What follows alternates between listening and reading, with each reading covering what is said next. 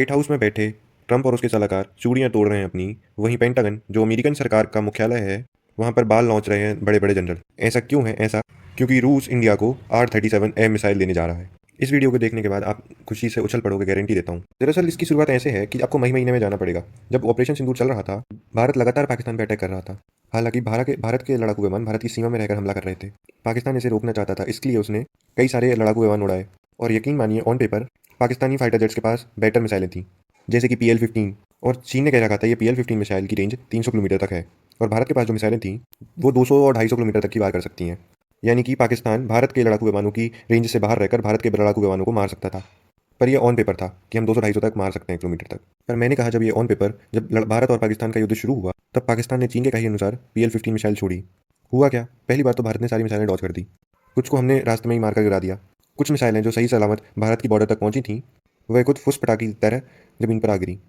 कई जगह तो हमें सब PL-15 फुल्ली इंटैक्ट PL-15 मिसाइलें रिसीव हुई हैं, जिनमें कोई धमाका नहीं था। सारी की सारी एक नंबर तरीके से स्वस्थ थी। बस कुछ ही स्क्रैच आए थे उनमें। सारी की सारी हमने रिकवर कर ली। और यकीन मानिए, ये पाकिस्तान के लिए किसी सदमे से कम नहीं है, क्योंकि उसकी पूरी वायुसेना PL-15 पे टिकी हुई है। क्योंकि वह बहुत अच्छे से ये सोच रहे थे कि कोई भी युद्ध होगा, उन्हें भारत के ऊपर PL-15 के द्वारा एज मिलेगा। क्योंकि आप खुद सोचिए कि आपके पास 10 बंदूक है और मेरे पास एक बंदूक है, पर एक बंदूक में ऐसी गोली है जो 100 मीटर तक जाती है, और आपके पास 10 बंदूक है जिनकी गोली सिर्फ 50 मीटर तक जाती है। तो फिर मुझे कुछ नहीं करना। मुझे आपसे 70 मीटर की दूरी पर खड़े होना है और आपके ऊपर गोली चलानी है। भले ही आपके पास 10 लोग हों, 10 बंदूक हों, लेकिन आपकी गोली मुझ तक पहुंचेगी ही नहीं। मेरी गोली आपके निशाने पर पहुंच जाएगी, क्योंकि वो लंबी रेंज की है।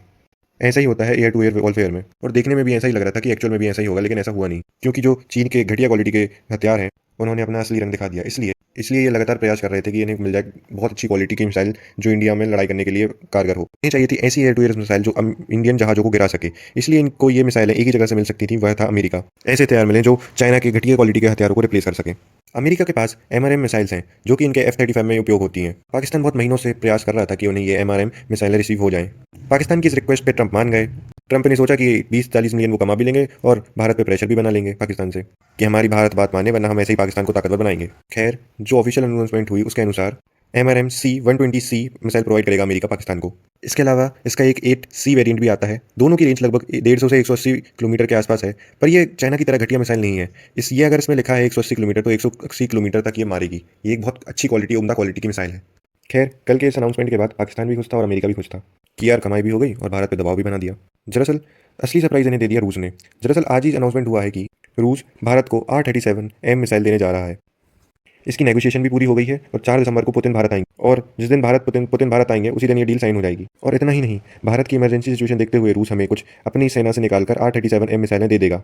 टोटल ये कॉन्ट्रैक्ट होगा 300 R-37M मिसाइलों का। अब आप कहोगे कि इसमें क्या खास बात है कि हमको खुश होना चाहिए? इसलिए क्योंकि R-37M कोई मिसाइल नहीं है। ये ऐसा खतरनाक हथियार है जिसका जवाब अमेरिका वायुसेना के पास भी नहीं है। ये मैं इसलिए कह रहा हूँ क्योंकि R-37M एक air to air, surface to air missile है। ये बाकी एयर टू एयर मिसाइल की तरह नहीं है। ये एक hypersonic air to air missile है। ये बाकी एयर टू एयर मिसाइल की तरह नहीं कि 2.5 से 3 मैक की स्पीड से उड़ती है। ये 6 से 6.5 मैक की भीषण स्पीड से उड़ती है।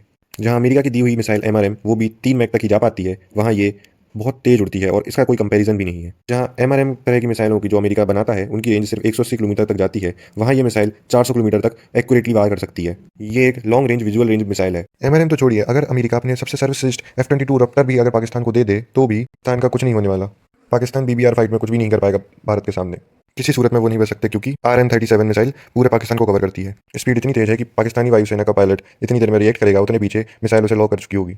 यानी कल जो अमेरिका ने भारत को टेंशन दी थी, उसका संविधान रूस ने 24 घंटे के अंदर भारत को थमा दिया है, वो भी भयंकर क्वांटिटी के अंदर। यानी 300 R-30M भारत खरीदेगा। शुरुआती 2 से 3 दर्जन R-37M मिसाइल हमें तो बहुत ही जल्द डिलीवर कर दी जाएगी, क्योंकि अगर भारत का ऑपरेशन सिंदूर 2 करने का मूड हो तो उसमें कोई भी परेशानी ना आए। और ऐसा नहीं, सिर्फ हम इससे इनका क्या, हम विदेशी से इलाज करेंगे। बहुत ही जल्द देसी भी आ रहा है। अस्त्रा मार्क 3 भी बहुत ही जल्द अपने लड़ाकू विमानों में लगाया जाएगा। इसकी रेंज भी इसके बराबर होगी और रफ्तार उससे भी तेज होगी। और एक्यूरेसी आप तो उसकी बात करें ही मत। उसकी खबर भी आपको जल्दी मिलेगी, इसलिए चैनल को सब्सक्राइब कर लेना। Thank you for watching.